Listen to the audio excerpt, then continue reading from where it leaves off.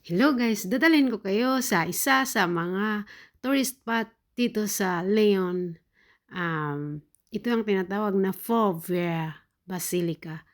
Ang dami-daming pumupunta dyan, bumivisit dyan. Ang dami-dami nila. Kaya pinuntahan namin kahapon at yan, nakikita na nga namin. First time kong pumunta dyan, ang ganda-ganda sa loob guys. See?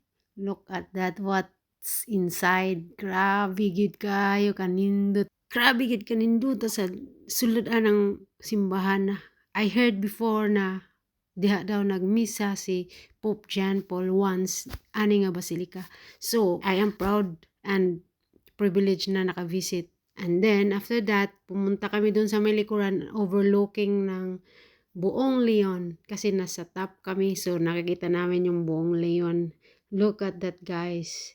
Very nice view sa likod ng basilika. And this is their map.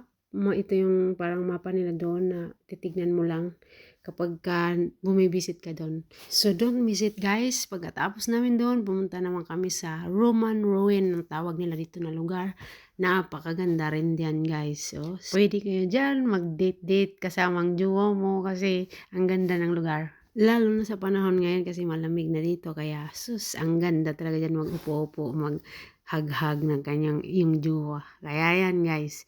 After that, sa susunod naman ulit kasi umuwi na kami. Pupunta na kami sa susunod na tourist spot dito sa Leon. Ito tour ko kayo kung anong makikita namin dito. Bye!